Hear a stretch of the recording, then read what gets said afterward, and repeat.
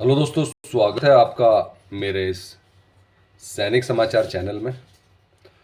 दोस्तों, आज की वीडियो में बात करेंगे सभी पूर्व सैनिकों और के लिए। आज की दोस्तों 2 से 3 इम्पॉर्टेंट अपडेट हैं और इसमें दोस्तों सबसे पहला जो इम्पोर्टेंट है वो है आपका इक्वल एमएसपी का जो अभी तक चल रहा है। और इक्वल एमएसपी पर आप जानते हैं कि दोस्तों एक बार फिर से पूर्व सैनिकों को निराशा का सामना करना पड़ रहा है। काफ़ी उम्मीदें थी कल के लिए, लेकिन 2 मई सुनवाई नहीं हो पाई। हम बात करेंगे दोस्तों वन रैंक वन पेंशन 3 जो कि बिल्कुल आ चुका है जिसका टाइम, और वन रैंक वन पेंशन 3 में क्या कुछ बदलने वाला है उसके बारे में बात करेंगे। हम बात करेंगे दोस्तों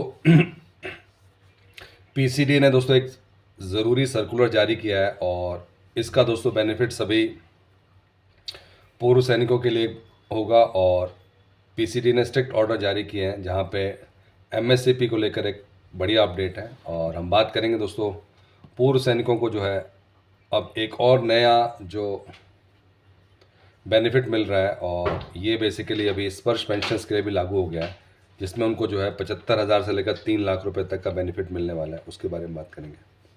तो चलिए दोस्तों बात करते हैं आज के इन सभी इंपॉर्टेंट अपडेट्स के बारे में। दोस्तों, अगर चैनल पर आप पहली बार हैं तो चैनल को ज़रूर सब्सक्राइब करें, जिससे आने वाली हर वीडियो का अपडेट आपको मिलता रहे, और साथ ही साथ बेल आइकन ज़रूर दबाएं। दोस्तों, जैसा कि आप जानते हैं कि अभी वन रैंक वन पेंशन 3 वो लागू होने वाला है। और जहाँ तक बात करें सरकार की तरफ से कोई अपडेट है तो वहाँ से अभी तक कोई अपडेट नहीं है। ये जो लागू होने जा रहा है, बार बार हम कहते हैं, उसका सिर्फ और सिर्फ एक ही स्रोत है, और वो है जब OROP 2 का फैसला हुआ था तो उस टाइम पे ये क्लियर कट कह दिया गया था कि OROP 3 वो टाइम पे लागू होना चाहिए, उसके ऊपर कोई भी केस उसकी ज़रूरत नहीं है। तो कहने को है कि हमारे पास ऑलरेडी सुप्रीम कोर्ट का एक फ़ैसला है जिसमें कि उन्होंने कहा है कि इसको लागू करना जाए। तो उसी कॉन्फिडेंस से दोस्तों सभी लोगों को उम्मीद है कि जो वन रैंक वन पेंशन 3 वो टाइमली लागू होगा। दोस्तों, टाइमली लागू होने के बाद से वन रैंक वन पेंशन 2 और वन रैंक वन पेंशन 3 में बहुत अंतर होगा। अंतर का मतलब ये है कि दोस्तों OROP 2 के टाइम पे ना सिर्फ डीए था, OROP 2 के टाइम पे दोस्तों वेतन आयोग का भी साथ था।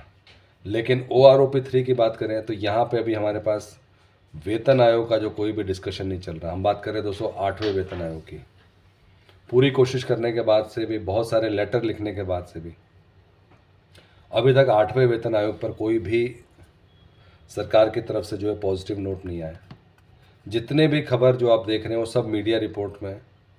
पहले मीडिया रिपोर्ट के यह था कि चुनाव से पहले कर देंगे, चुनाव का दबाव रहेगा तो हर वर्ग के लोगों को खुश रखना है। वो टाइम निकल गया, कहीं पे भी 8वां वेतन आयोग का कोई जिक्र नहीं हुआ। अब कहा जा रहा है कि दोस्तों जैसी सरकार बनती है तो सबसे पहला काम होगा। तो कहने का मतलब है कि ये जितनी बातें जो डिस्कस हो रही हैं वो सब के सब अभी तक मीडिया रिपोर्ट, चैनल रिपोर्ट, इन सब के ऊपर है। लेकिन अगर हम बात करें कि ब्लैक एंड वाइट में कोई सरकार की तरफ से है तो कुछ भी नहीं है।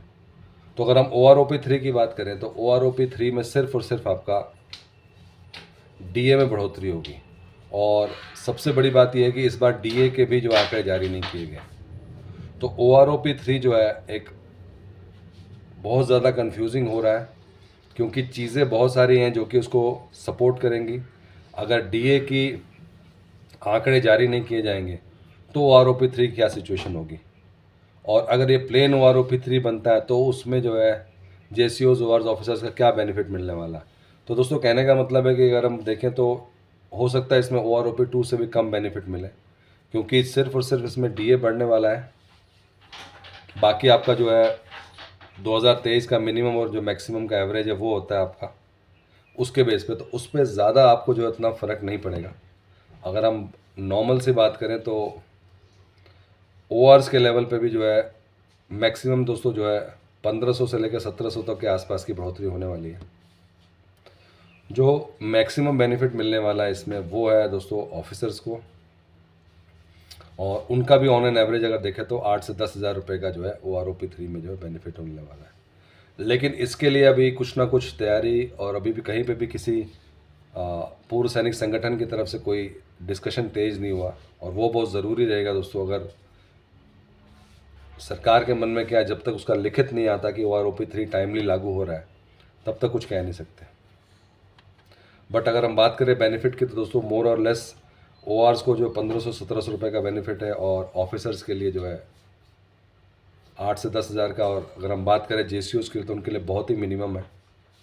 अब जब ये टेबल जारी होता है, सब कुछ होता है, तब आपको एग्जैक्टली पता चल पाएगा। लेकिन जिस तरह के आंकड़े हैं और जिस तरह की चीज़ें चल रही है उसके हिसाब से हम बात कर रहे हैं कि कोई भी OROP2 की जो विसंगतियाँ वो दूर नहीं हुई। बात करते हैं दोस्तों नेक्स्ट अपडेट की, जहाँ पे PCDA ने एक नया ऑर्डर जारी किया है। और दोस्तों PCDA ने जो है स्पर्श को ये निर्देश दिए हैं कि जो सर्कुलर 568 हो गया या बाकी जितने भी पेंडिंग एरियर्स हैं उनका भुगतान जो है पूर्व सैनिकों को टाइमली किया जाए, और जो नॉन पेमेंट सर्टिफिकेट की बात है वो भी जो है टाइमली जो है उसको दिया जाए, या कुछ ऐसा नियम बनाया जाए कि उनको जिन जिन लोगों की पेमेंट नहीं उनको मेल चली जाए कि आप अपना नॉन पेमेंट सर्टिफिकेट जमा करें, जिससे कि इस कार्रवाई में ज़्यादा टाइम न लगे। दोस्तों बहुत इंपॉर्टेंट रहेगा, क्योंकि बहुत सारे लोग जो है ACP, MACP, PCDA सर्कुलर 568, 570, ये बहुत सारे सर्कुलर है एंट्री लेवल पे, इस पे लोग एलिजिबल हैं। अगर वो CP ग्राम में जो कंप्लेंट डालते हैं तो उनका जो है उस पर जल्द ही एक्शन लिया जाना चाहिए। दोस्तों ये था आज का इम्पोर्टेंट अपडेट सभी पूर्व सैनिकों के लिए, केंद्रीय कर्मचारियों के लिए। अगर वीडियो पसंद आए तो इसको लाइक कीजिए, शेयर कीजिए और सब्सक्राइब करना ना भूलें। Thank you for watching this video.